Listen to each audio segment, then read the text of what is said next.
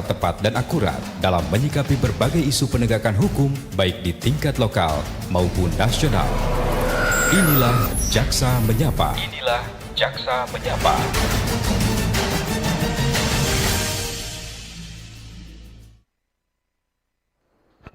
Oke, baik. Terima kasih untuk Anda yang sampai saat ini masih mendengarkan kami di RRI Programa 1 Manado. Bahagia sekali di suasana kesempatan pagi menjelang siang ini kembali kita berjumpa lagi.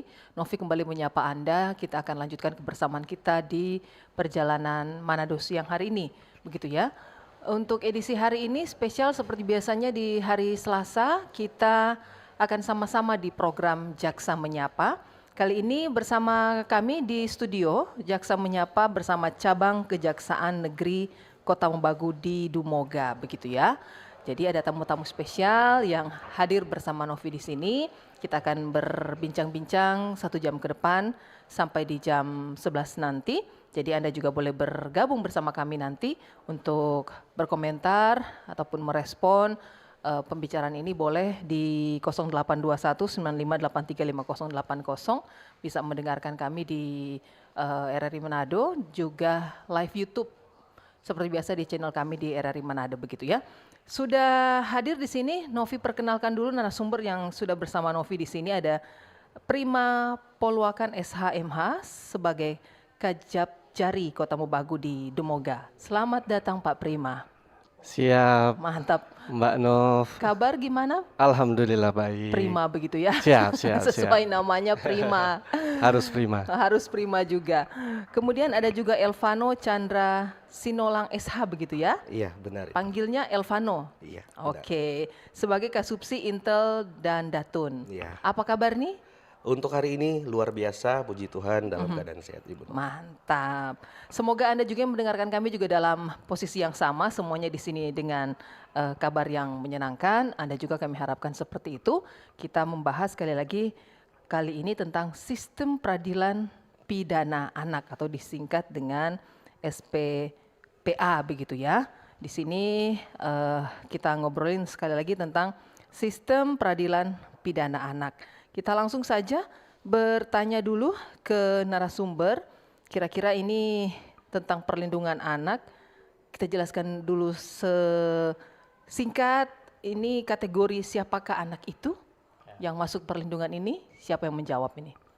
Siapa? Pak Prima, silakan Pak Prima. Baik, terima kasih Mbak Nov. Mbak Nov ya, biar Ya, lebih akrab. betul, Nov saja. Jadi baik, jadi memang tema ini kami ambil karena melihat terkait dengan perkembangan perkara yang ada di Sulawesi Utara, khususnya di Bulang Mondo Raya.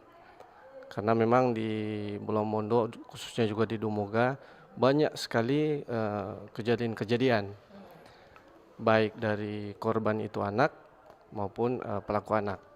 Sehingga dalam kesempatan ini di RRI Jaksa Menyapa kami tema kami sistem peradilan pidana anak. Terkait dengan anak itu, kalau sejarahnya memang itu ada konvensi hak anak. Itu memang kalau Indonesia cepat meratifikasi, Mbak Nov. Jadi ketika ada konvensi di luar negeri atau biasanya di Perserikatan Bangsa-Bangsa, cepat sekali diratifikasi oleh Indonesia. Dibuatlah Kepres, contohnya seperti itu. Sehingga pada tahun 97 keluarlah undang-undang sistem tentang perlindungan anak. 97 kalau tidak salah ya. Kemudian diperbaharui. Nah, diperbaharui Undang-Undang Nomor 11 tahun 2012 tentang sistem peradilan pidana anak. Nah, ini sebenarnya undang-undang ini sudah dikeluarkan kalau tidak salah 2010 atau 2011, namun disosialisasikan terlebih dahulu agar supaya penegak hukum maupun yang sebagai pelaksana undang-undang bisa memahami.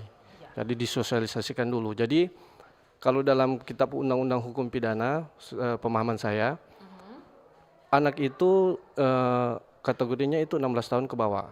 16 tahun ke bawah ya. Kemudian dalam kitab Undang-Undang Hukum Acara Perdata 21 tahun. Nah, kenapa begitu? perlindungan Berbeda ya, sehingga inilah dikeluarkan Undang-Undang Perlindungan Anak dan Sistem Peradilan Pidana Anak.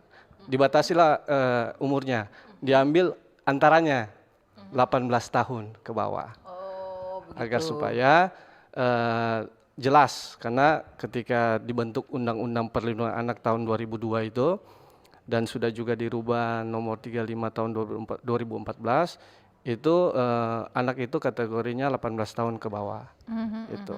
Kemudian dibuatlah sistem peradilan pidana anak itu anak berhadapan dengan hukum itu ada anak pelaku, ada anak korban, dan ada anak saksi. Jadi diatur itu anak-anak itu pelaku-pelaku anak itu diatur dalam sistem peradilan pidana anak tersebut. Itu secara singkat Oke. terkait dengan sistem peradilan pidana anak. Jadi itu sih ya bisa kita pahami kategori anak itu seperti apa yang masuk di perlindungan anak dan juga apa tadi peradilan pidana anak begitu Ya, ya? sistem Oke, peradilan sistem pidana. peradilan pidana. Jadi beda. Aha. Nah, jadi kalau untuk perlindungan anak itu terkait pelaku yang korbannya adalah anak. Jadi kalau itu masuk perlindungan Perlindungan anak. anak. Kalau perlindungan anak jadi itu pelaku Jadi ada korbannya itu anak. anak. Nah, kalau sistem peradilan pidana anak mengatur terkait pelakunya Pelakunya. Oke. atau anak berhadapan dengan hukum. Oke, oke. Tata caranya kalau di kami ada hukum formilnya, ada hukum materialnya. Oke, Gitu. jadi itu perbedaan ya untuk Ya, Undang-Undang Perlindungan ya. Anak dan Sistem Peradilan Pidana Anak Ya, ya. betul. Jadi jelas ternyata ya beda ya untuk Undang-Undang Perlindungan Anak dan Sistem Peradilan Pidana Anak. Oke, baik, dan kemudian tadi sudah ada anak tergolong dari umur berapa sudah. Kemudian di sini dijelaskan yang awal dulu nih, Novi ingin tahu yang bertanggung jawab siapa nih? Nah, di sini ada kira-kira siapa yang bertanggung jawab dalam hal ini? Silakan. Ya, Alvaro. terima kasih Ibu Nov. Kalau untuk yang bertanggung jawab, jadi kita pisahkan dulu ya.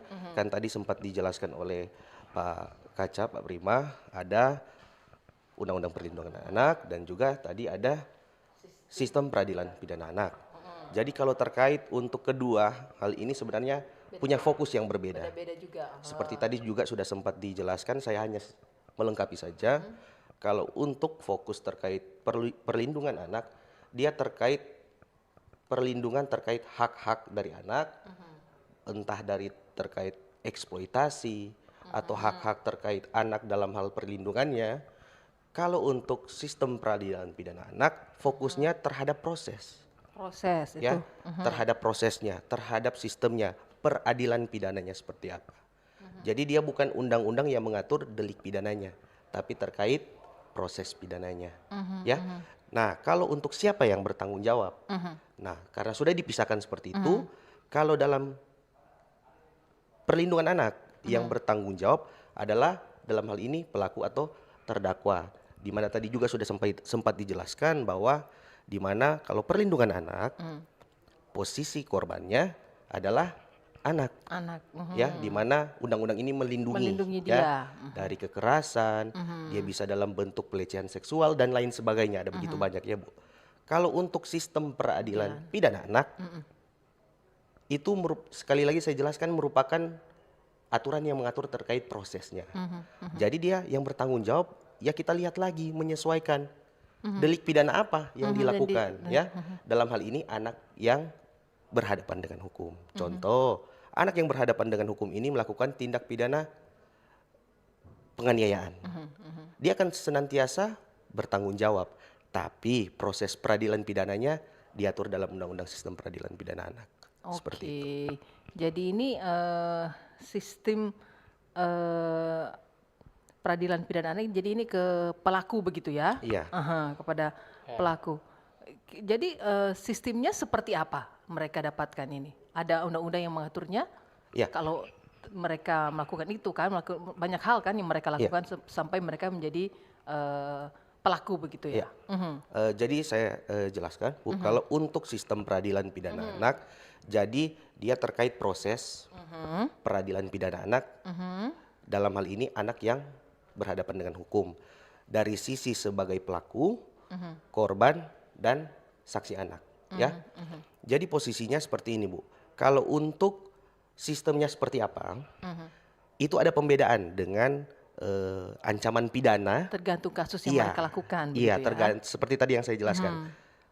Dia tergantung dari penyesuaian delik pidana apa yang dilakukan oleh anak yang berhadapan dengan hukum ini. Saya ambil contoh yang paling sering terjadi, Bu, kalau di wilayah hukum cabang Kejaksaan Negeri Kota Mobagu di Dumoga. Apa di sana biasanya? Paling sering penganiayaan. Jadi pasal 351. Tinggal bervariasi ya, Bu, ya. Untuk pasal 351-nya ada yang bisa juga ayat 2-nya mengakibatkan luka berat, ada juga, Bu. Bakal hai begitu dong penganiayaan. Seperti itu. Kemudian ya ada juga dalam hal ini anak yang berhadapan dengan hukum, tapi delik pidananya perlindungan anak. Jadi Bagaimana persetubuhan di bawah umur.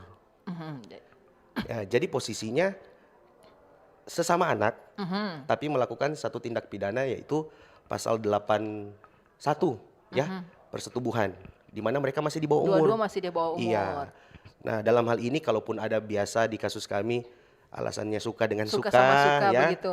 Tapi dalam hal ini anak yang sebagai korban dia punya keluarga, punya orang tua atau wali yang merasa keberatan. Jadi sehingga mereka bisa melaporkan ke kepolisian dan sehingga akhirnya perkara itu bisa sampai kepada kami dan untuk dipersidangkan.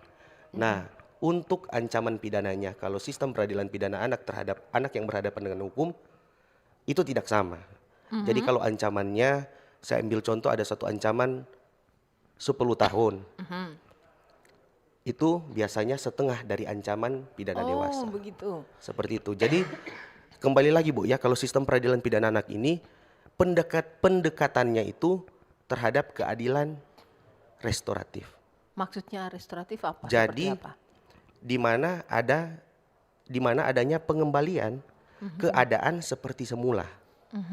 Ya, jadi bahkan kalau dalam sistem peradilan pidana anak wajib dari tahap penyelidikan, penyidikan sampai bahkan nanti di persidangan itu dilakukan yang namanya diversi. Diversi itu adalah peralihan dari penyelesaian perkara peradilan pidana di luar peradilan pidana. Wah, seperti itu. seperti itu ya. Ya. Oke, jadi contoh kasus nih misalnya nih ya, kasus pencurian yang dilakukan anak di bawah umur begitu ya. Biasanya orang bilang, ya di bawah umur dia begitu toh. Dia bilang, paling le nyandak mau dapat begitu kata nak mau seperti itu kira-kira yang kami paham seperti itu. Ya paling cuma mau bebas atau apa, masih di bawah umur atau nyanda tetap seperti ada DP undang-undang tuh yang akan menjerat mereka kalau mereka melakukan pencurian begitu yang di bawah umur. Ya, saya coba jawab ya. Kalau untuk terkait seperti yang saya sempat jelaskan tadi, kalau SPPA ini terkait sistemnya atau prosesnya. Nah, dia melekat lagi terkait delik apa yang dia lakukan. Kalau contoh yang tadi dia mencuri, ya, dia akan tetap akan dipidana dan kami sebagai jaksa penuntut umum pun akan melakukan sesuai dengan peraturan ataupun SOP yang ada. Ya, kalau dari kepolisian setelah dilakukan tahap 2 kepada kami, di tahap penyelidikan dan penyidikan di kepolisian, pasti itu wajib dilakukan diversi. Kalau memang di saat mereka diversi tidak berhasil, datang juga ke kami di saat tahap 2, kami wajib juga melakukan diversi. Ya, kalaupun kami melakukan diversi dalam hal ini. Jadi diversi seperti yang dijelaskan tadi pengembalian begitu? Atau apa? Kalau diversi ini peralihan dari peradilan pidana ke luar peradilan pidana. Jadi contohnya kalau antara anak yang berhadapan dengan hukum dan korban, itu ada perdamaian. Oh gitu. Kemudian mencari jalan keluar, di mana dalam hal ini SPPA ini memandang perlu untuk melihat hal-hal yang berpengaruh terhadap anak yang berhadapan dengan hukum.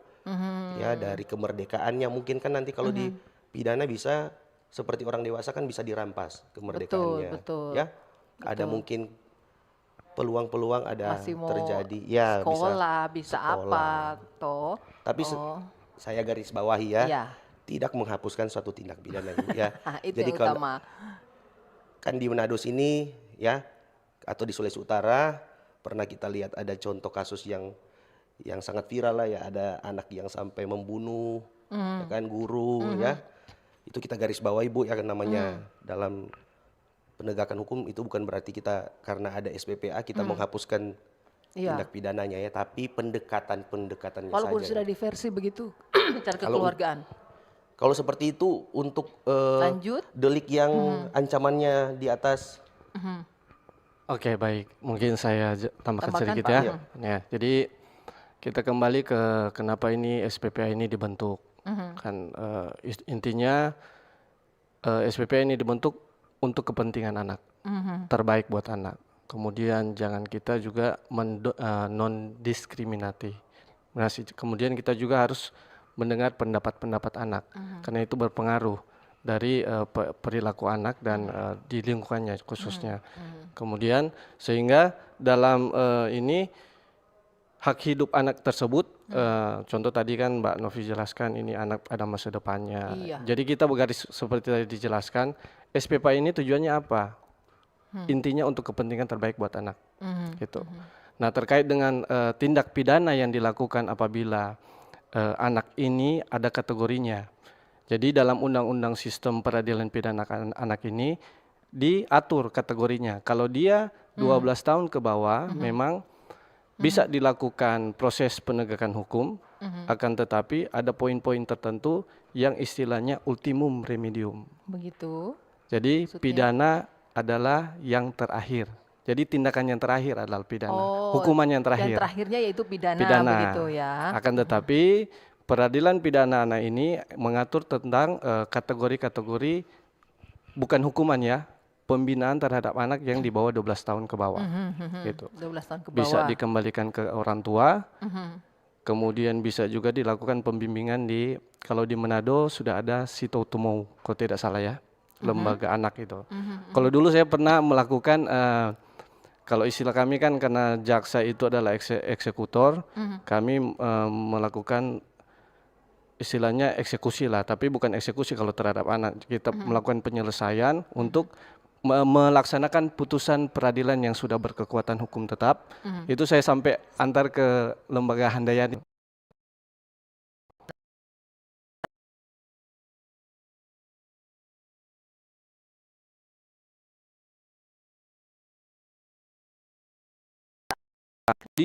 Bingung penegak hukum ini, Mbak Nov. Oh, Kenapa? begitu. Karena Undang-Undang SPPA ini mengatur kalau dia 14 tahun dan dan 14 tahun umur 14 tahun ya, dan ancamannya 7 tahun ke atas, itu bisa dipidana. Bisa.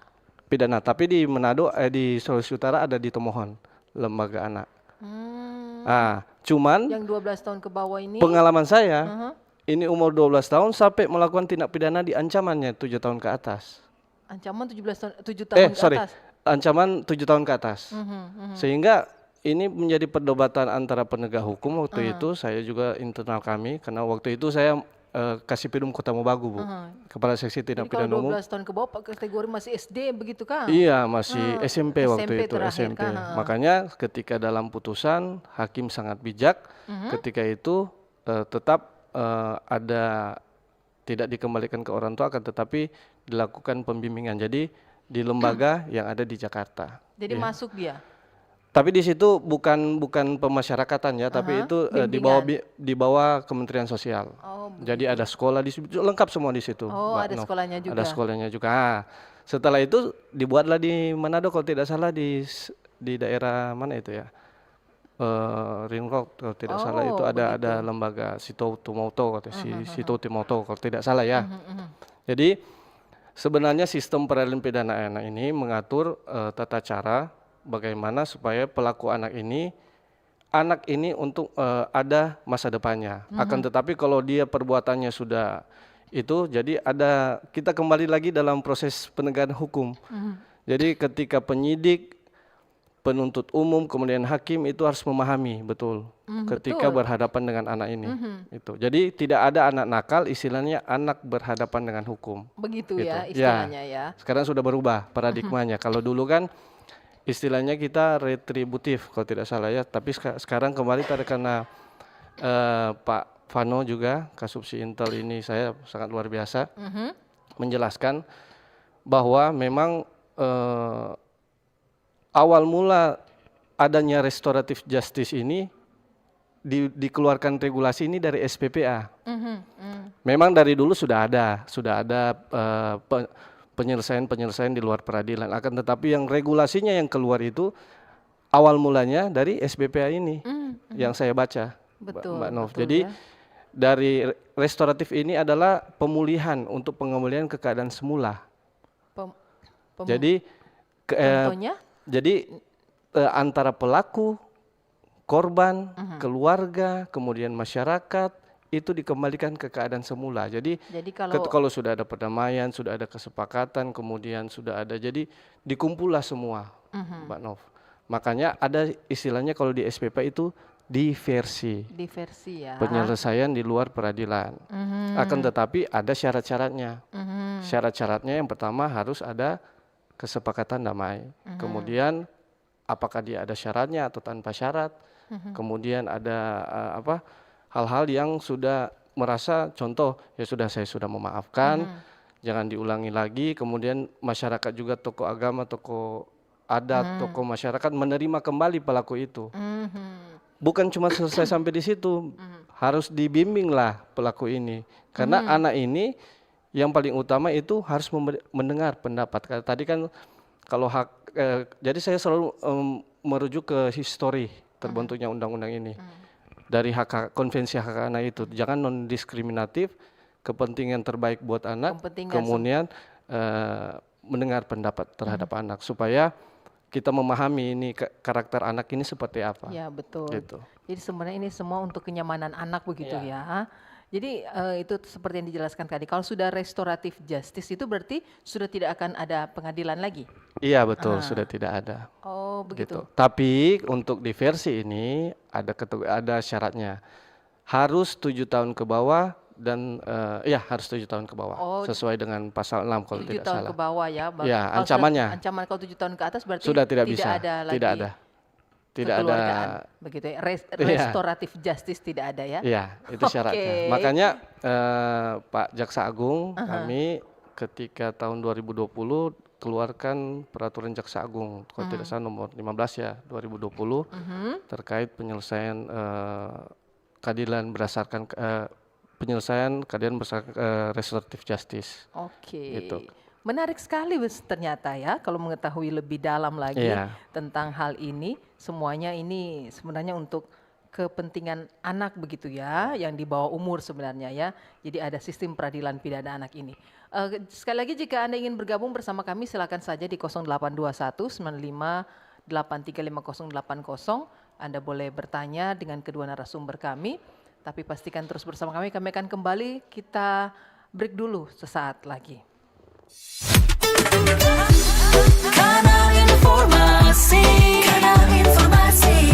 dan inspirasi Pro 1. Nantikan RRI Fest 2025 tanggal 30 Agustus 2025 di Manado Bay.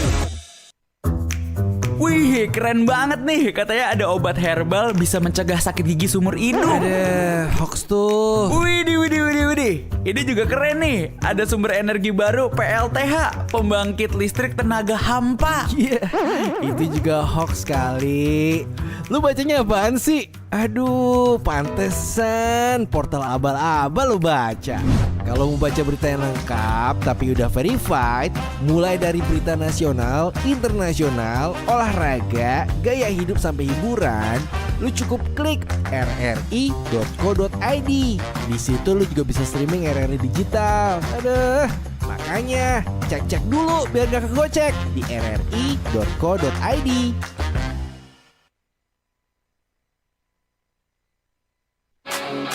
Nantikan RRI Fest 2025 tanggal 30 Agustus 2025 di Manado Bay. Kanal informasi dan inspirasi terima kasih Anda masih terus mendengarkan kami. Pembicaraan kita ternyata sangat menarik sebenarnya kalau kita bisa memahami banyak hal yang kita bisa ketahui tentang sistem peradilan pidana anak ini, mengingat juga memang beberapa kasus terjadi ya, bahkan viral-viral seputar tindakan pidana yang dilakukan anak di bawah umur begitu ya. Sudah ada penelpon, silakan jika ingin bergabung. Sekali lagi Novi ingatkan di 0821 95835080. Novi menyapa untuk penelpon di line telepon. Halo, silakan.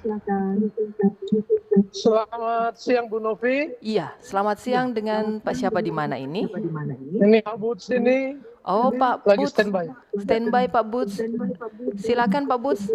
Radio monitornya dikecilkan sedikit Pak Buts. Siang untuk narasumber. Pak, ingin pencerahan Bapak. Misalnya ada kasus ini masalah cinta Pak. Masalah cinta anak di bawah umur laki-laki, kemudian ceweknya udah dewasa. Satu ketika ini orang tua dari tanggung jawaban dari si anak laki-laki karena mereka lari untuk sepertinya dua lari untuk membentuk rumah tangga. Nah, sekarang yang dilaporkan anak di bawah umur yang katanya yang melarikan Di anak atas dari umur. orang tua yang perempuan ini yang sudah dewasa. Kedudukan hukumnya seperti apa Pak? Terima kasih. Oke, dapat dipahami Pak Buts, dia lagi di jalan. Jika ada penelpon lagi, silakan satu lagi penelpon di line telepon kita tunggu. Kalau tidak ada, kita ke WA dulu. Selamat siang Pak Jaksa, ada kasus pelaku sajam masih peranggang anak usia SMA SMK yang di bawah umur dan tentunya dilindungi Undang-Undang Perlindungan Anak. Apakah mereka tetap bisa dihukum pidana? Dan kebanyakan pelaku sajam tarkam masih dibela orang tua meski salah. Bagaimana tanggapannya dari Ibu Aprilia di belakang Paris Swalayan? Oke, kita tanggapi dulu penelpon tadi. Dapat dipahami bagaimana? Silakan ditanggapi oleh siapa Pak Prima? Boleh, yang pertama saya Pak Buts Yang- ya, itu memang menarik. Di bawah umur ya, bola lari. Seperti apa Jadi itu? kalau sudah dewasa di bawah lari itu, jadi begini Pak Buts. Jadi ketika ada perkara seperti yang dijelaskan Pak Vano tadi, di bawah umur dua-duanya suka sama suka, ya otomatis bisa diproses. Kalaupun dia misalkan ini laki-lakinya di bawah umur, wah itu sebenarnya kalau di bawah umur itu yang harus dilindungi ya laki-lakinya sebenarnya. Ya kan seperti itu kalau sesuai dengan undang-undang. Akan tetapi kalaupun melihat ada indikasi-indikasi lain, kemungkinan ada ancaman ataupun ada kekerasan terhadap perempuan, ya itu bisa dilihat karena kan kita belum tahu kasus posisinya seperti apa secara detail. Akan tetapi kalau untuk orang tua dari perempuan ini melaporkan ada penculikan ataupun apa, ya memang harus ditelusuri lebih lanjut. Karena kalau saya bilang itu salah atau benar, kronologinya yang lebih jelas harus ada penjelasan dari ketika sudah ditemukan atau bagaimana. Kalaupun memang mereka suka sama suka, ya otomatis bisa dibicarakan secara kekeluargaan gitu. Kalaupun justru bahaya kalau dari pihak laki-laki keberatan karena ini di bawah umur laki-lakinya. Iya kan?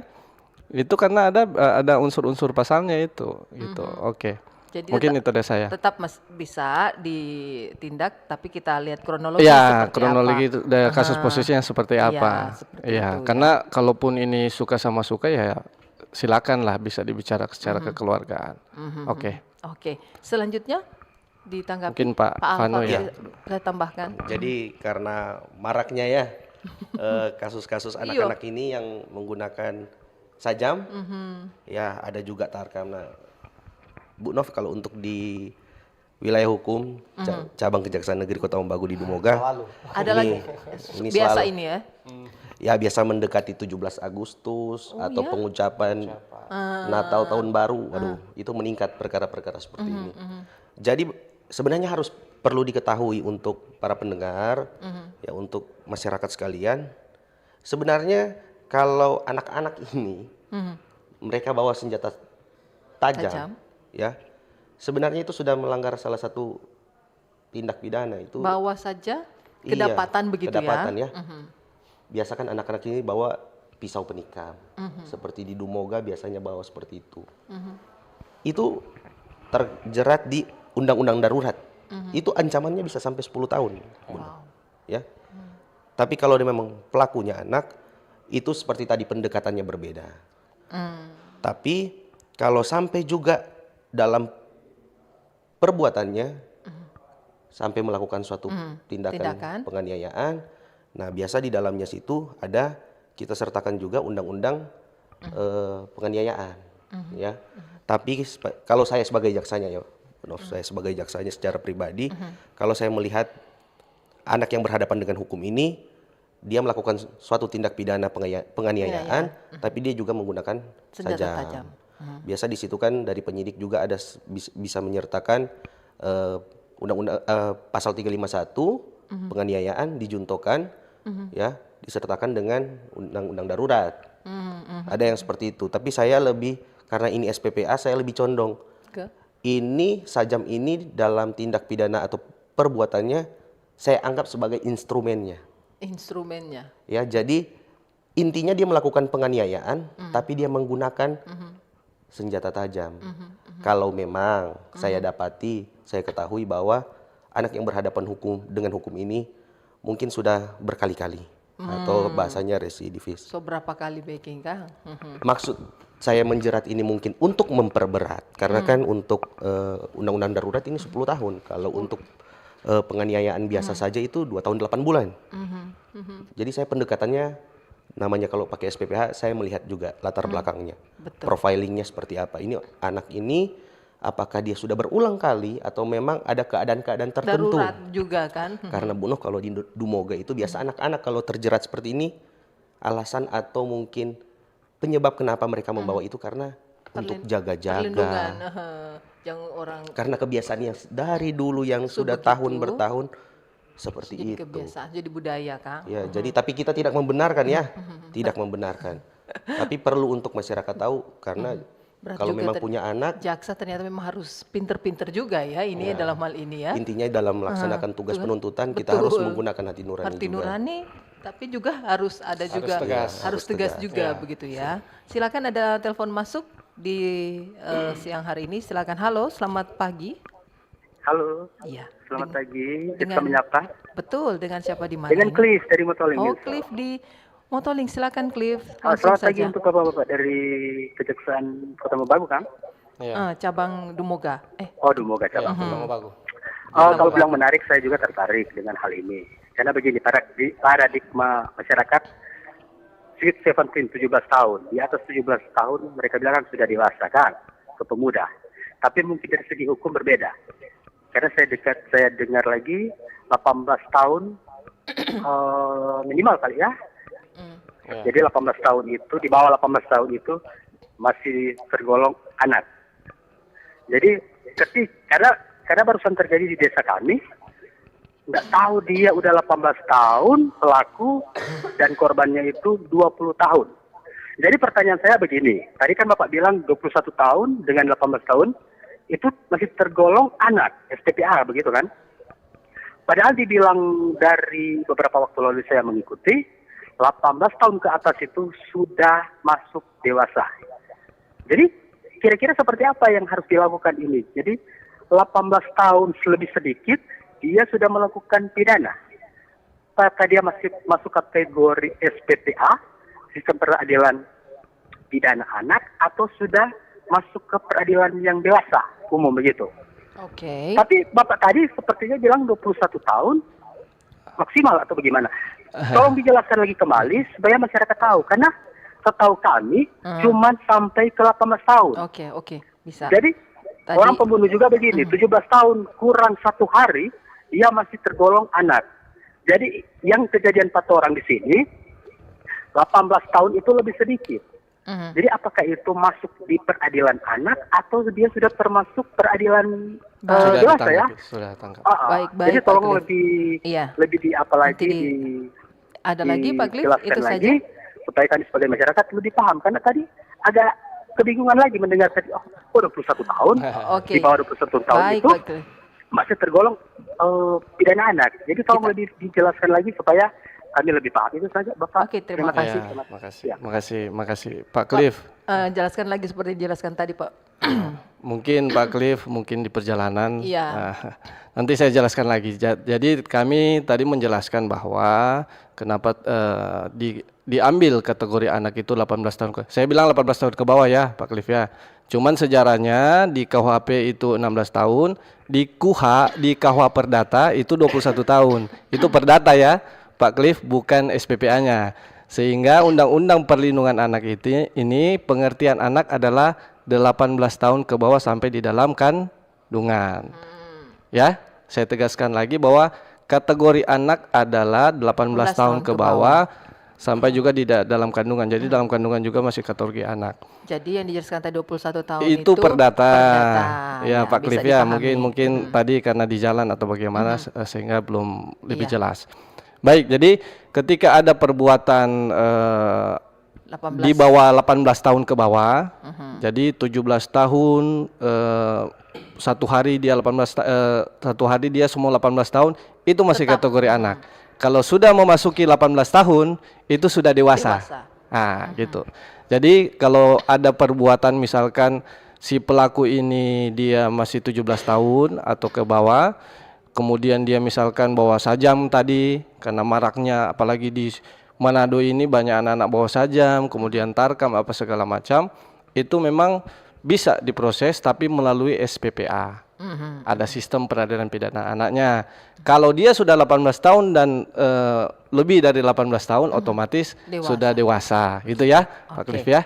Baik, Ya, Pak ya. Cliff. Kalau ini itu di Dumoga, proses penyidikan terhadap anak berbeda dari penyidikan terhadap orang dewasa. Silakan dijelaskan, Ya, Pak Alfan. saya coba menjawab. Kalau untuk proses penyidikan, ya ini kita kembalikan lagi kepada dari pihak penyidik di kepolisian. Jadi kalau untuk penyelidikan bahkan sampai ke penyidikan, itu prosesnya dari permintaan keterangan ya untuk setiap penyidik dan penyelidik ini mencarikan minimal 2 alat bukti ya. Itu sama Bapak Ibu sekalian, sama. Tapi ada tahapan-tahapan yang harus diikuti. Contoh yang tadi saya sempat jelaskan. Baik dari tahap penyelidikan, penyidikan di kepolisian wajib dilakukan diversi. Kemudian setelah di tahap kepada kami di kejaksaan pun kami wajib untuk melakukan diversi. lagi. Hasilnya kalaupun memang diversi tidak terpenuhi atau belum terlaksana, Seperti itu. itu akan disidangkan. Nah, setelah disidangkan nanti, Bu Nov, majelis hakim juga akan memberikan kesempatan untuk diversi ya. Jadi bertahap sampai di tahap persidangan di peradilan pun tetap. Pokoknya tahap akhirnya baru Iya. pidana ya. Tapi kalau proses-proses bahkan dia mencari minimal 2 alat bukti ya, Itu sama. itu sama. Untuk anak dan dewasa proses Iya, penyidikannya tetap. menyesuaikan delik pidana apa yang dilakukan oleh anak yang berhadapan dengan hukum ini. Oh, begitu. Seperti itu ya. Pak Ito ya. Mungkin saya tambahkan sedikit, Mbak Nov. Memang kalau dalam penyidikan anak ini, karena SPPA itu sudah mengatur bagaimana tata cara penyidikan, pra penuntutannya, penuntutan sampai proses peradilan, bahkan pembimbingannya di proses dengan lembaga anak, lembaga pemusyawaratan, lapas anak. Nah, jadi dalam penyidikan itu memang kalau beda dengan dewasa, dari penyidikan itu penyidikannya agak cepat, karena kalau misalkan pelaku anak melakukan tindak pidana di atas 7 tahun bisa ditahan, penahanannya pun berbeda dengan dewasa. Kalau penyidikan dia maksimal sampai 15 hari, diperpanjang sampai di penuntut umum, kalau di dewasa sampai 60 hari. Gitu. Itu saja sudah berbeda. Namun untuk mencari materialnya yang dijelaskan Pak Vano tadi sama 2 alat bukti.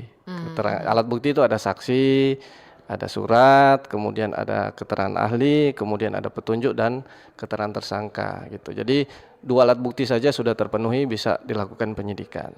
Dan bisa juga ditetapkan siapa tersangkanya. Ya. Anak berhadapan dengan hukum.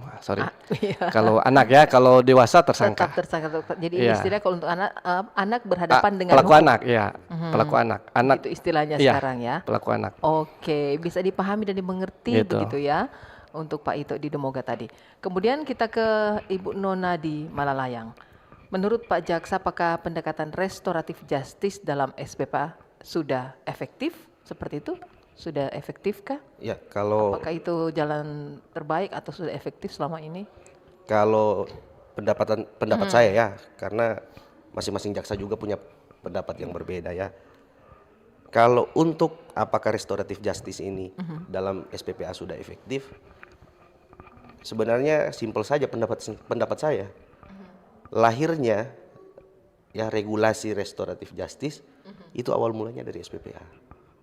Ya. Jadi pendekatan-pendekatan yang sebenarnya merujuk pada kepentingan dari anak yang berhadapan dengan hukum, masa depan anak yang berhadapan dengan hukum, ya restoratif di dalam SPPA ini sudah efektif. Ya. Itu sangat membantu, Bu Nov, untuk pendengar juga, bahwa coba kita bayangkan kita mengedepankan keadilan dalam peradilan pidana itu hanya untuk membalas. Bagaimana kita bisa menerapkan keadilan yang benar-benar bisa dirasakan adil untuk masing-masing pihak, dalam hal ini baik dia anak korban atau mungkin anak yang berhadapan dengan hukum. Jadi untuk pendekatan restoratif justice dalam SPPA, kalau menurut saya secara pribadi sangat efektif begitu ya. Oke, kita ke telepon terakhir ya, karena kita sudah akan berada di sesi terakhir. Silakan, selamat pagi menjelang siang. Selamat siang. Oh ya, silakan. Gimana Pak? Aku balik lagi, boleh? Ya. Ya Pak Bud. Halo. Posisinya Halo, agak bisa? Iya, silakan. Ada lagi Pak yang ingin ditambahkan? Silakan saja. Ya. Halo. Oh, ternyata kayaknya agak sulit signalnya ya. Kita nanti cari posisi yang baik lagi ya Pak Boots. Suara Bapak agak hilang-hilang dan juga tidak bisa mendengarkan kami. Kita sudah berada di sesi terakhir untuk kebersamaan kita di Jaksa Menyapa untuk siang hari ini. Pastikan terus bersama kami, kita break dulu untuk kembali di sesi terakhir. Kanal informasi dan inspirasi Pro 1. Nantikan RRI Fest 2025 tanggal 30 Agustus 2025 di Manado Bay. Selamat datang di era digital baru. RRI News kini hadir di genggaman Anda dengan aplikasi mobile terbaru. Temukan berita online terkini, cepat, dan terpercaya langsung dari perangkat Anda dengan fitur pembaruan berita real time dari aplikasi mobile RRI News. Anda tak akan pernah ketinggalan informasi. Nikmati kemudahan akses berita nasional dan internasional, berita terpopuler, dan video berita terbaru kapan saja dan di mana saja. Dilengkapi dengan teknologi terkini, aplikasi mobile RRI News memberikan pengalaman membaca yang lebih baik. Dapatkan notifikasi berita penting langsung di layar ponsel Anda. Jelajahi kategori berita yang Anda minati, mulai dari politik, ekonomi, budaya, hingga olahraga. Anda juga bisa berbagi berita penting kepada teman dan keluarga melalui media sosial dan aplikasi pesan, menjaga Anda tetap terhubung dengan dunia di sekitar Anda. Memiliki jaringan lebih dari 80 microsite tersebar dari Sabang sampai Merauke, serta memiliki tren pembaca yang semakin meningkat. RRI News menghadirkan liputan berita terlengkap dan terkini dari seluruh Indonesia. Unduh sekarang di Google Play dan App Store aplikasi mobile RRI News, membawa dunia ke dalam genggaman Anda. Aplikasi mobile RRI News, berita terkini dan terpercaya dalam genggaman Anda.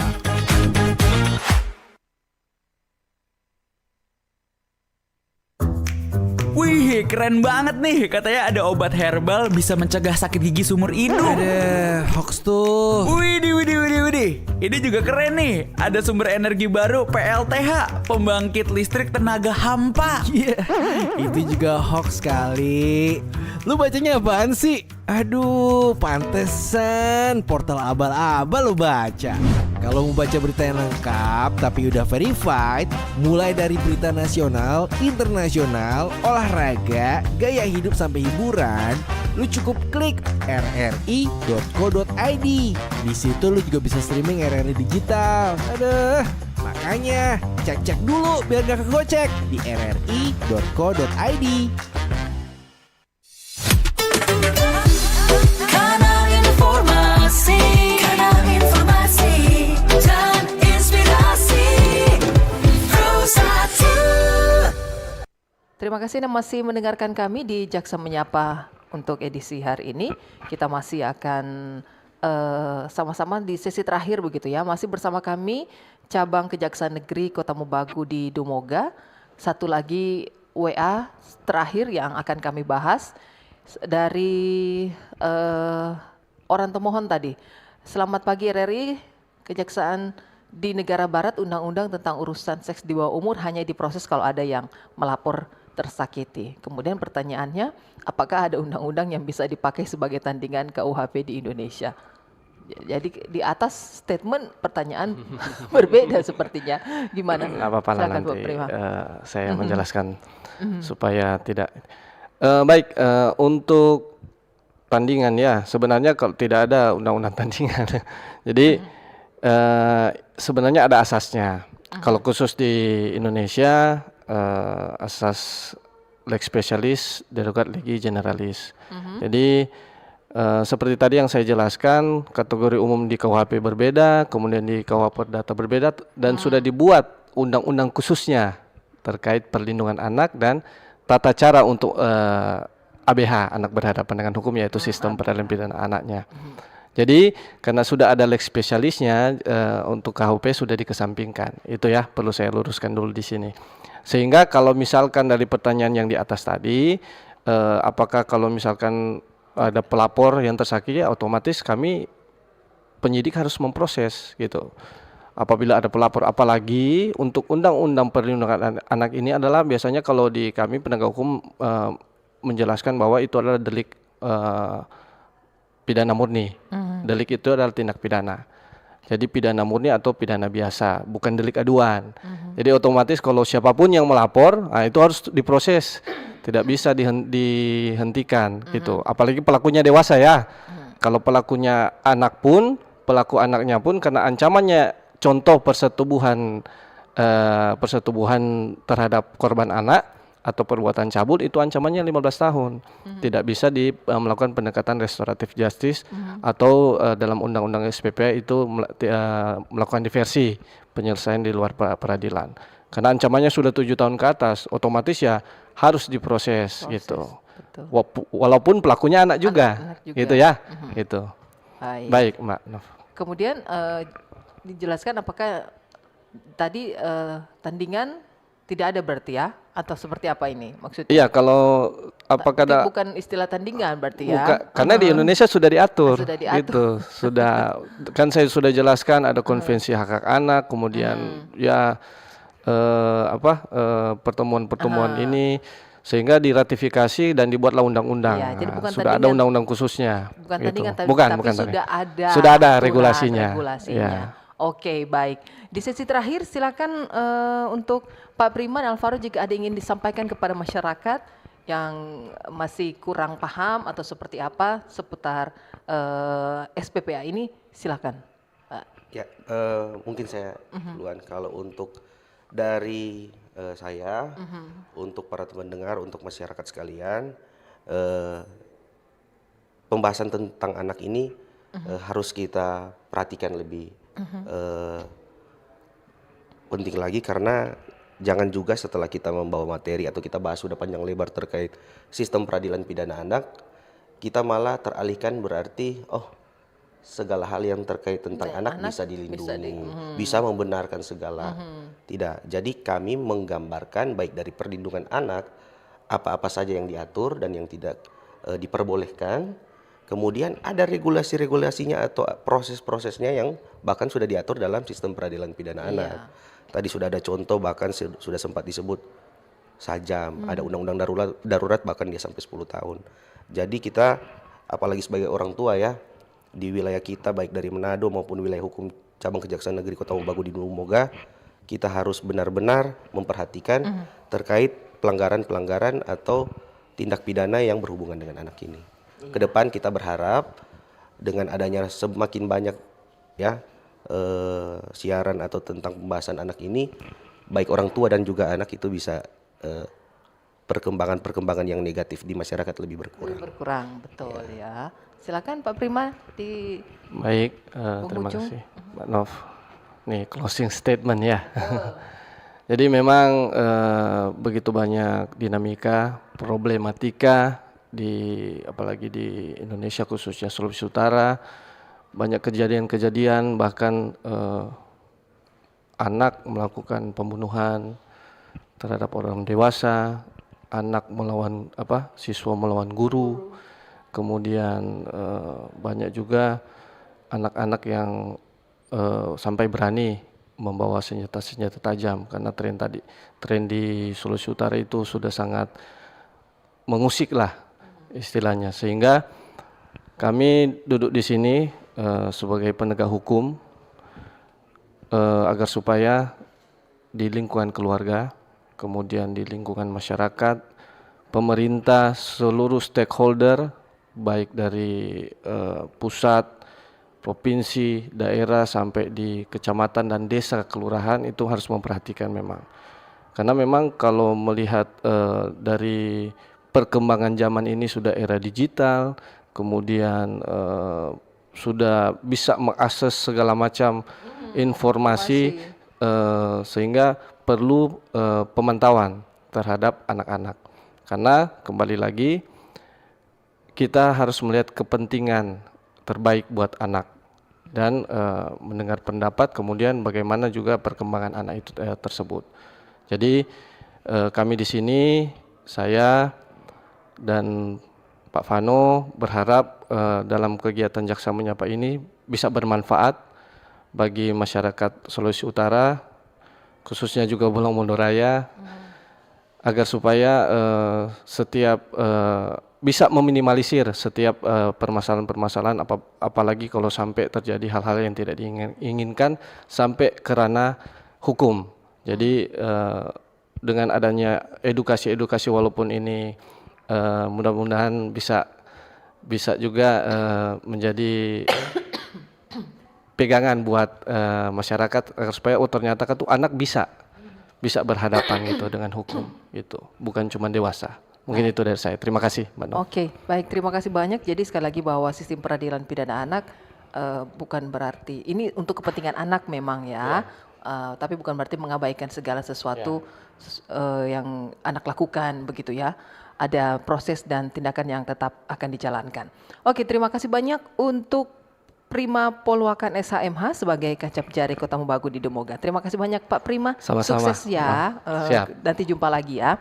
Elvano Chandra Sinolang SH, Kasubsi Intel dan Datun. Alvano, makasih banyak sudah hadir bersama kami. Mudah-mudahan ketemu lagi begitu ya. Jadi dari cabang Kejaksaan Negeri Kota Mobagu di Dumoga. Kita cukupkan sampai di sini. Terima kasih yang sudah bergabung juga di line telepon, WA ataupun komen di YouTube kami juga. Terima kasih banyak.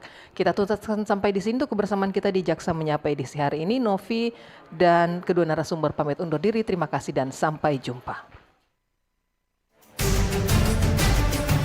Terima kasih Anda telah mengikuti dialog interaktif Jaksa Menyapa. Partisipasi Anda membantu meningkatkan dukungan dan kepercayaan publik terhadap institusi penegak hukum.